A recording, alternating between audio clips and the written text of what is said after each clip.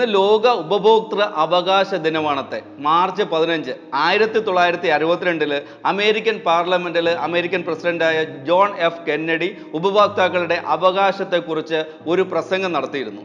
ലോകത്താദ്യമായിട്ട് ഒരു നേതാവ് ഉപഭോക്താക്കൾക്ക് വേണ്ടിയിട്ട് സംസാരിച്ച ദിവസമായിരുന്നു അത്. അതുകൊണ്ട് തന്നെ ആ മാർച്ച് 15 ലോക ഉപഭോക്തൃ അവകാശ ദിനമായിട്ട് നമ്മളെല്ലാവരും ആചരിച്ചു കൊണ്ടിരിക്കുന്നത്. ഇന്ത്യയിൽ ഈ നിയമം വന്നത് 1986 ആർക്കെങ്കിലും ഉപഭോക്തൃ സംരക്ഷണ പ്രകാരം ഏതെങ്കിലും വസ്തുതയിൽ പരാതി ഉണ്ടെങ്കിൽ എതിർ കക്ഷിക്ക് നോട്ടീസ് അയച്ച് 90 ദിവസത്തിനകം ഈ പരാതിയിൽ തീർപ്പ് കൽപ്പിക്കണമെന്നും രാസപരിശോധനകൾ ആവശ്യമാണെങ്കിൽ 150 ദിവസത്തിനുള്ളിൽ തീർപ്പ് കൽപ്പിക്കണമെന്നാണ് ഇന്ത്യയിലെ ഉപഭോക്തൃ സംരക്ഷണ നിയമം പറയുന്നത്. ഈ ഉപഭോക്തൃ അവകാശ ദിനമാണെന്ന് അറിയാതെയാണ് ഇന്ന് രാവിലെ ഒരു കുപ്പി വെള്ളം വാങ്ങാനായിട്ട് കടയിലേക്ക് കയറിയത്.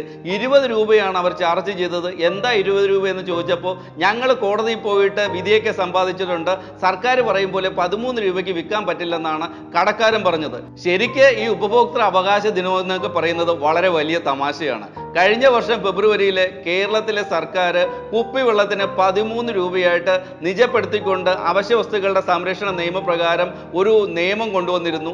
പക്ഷേ കേരളത്തിലെ ഈ കുപ്പിവെള്ള നിർമ്മാതാക്കളും അവരുടെ സംഘടനയും കൂടി ഹൈക്കോടതിയിൽ പോയി. ഹൈക്കോടതി കേരള സർക്കാരിന് ഉത്തരവ് സ്റ്റേ ചെയ്തത് കാരണം കുപ്പിവെള്ളത്തിന് ഒറ്റയടിക്ക് 20 രൂപയിലേക്ക് കൂടിയിട്ടുണ്ട്.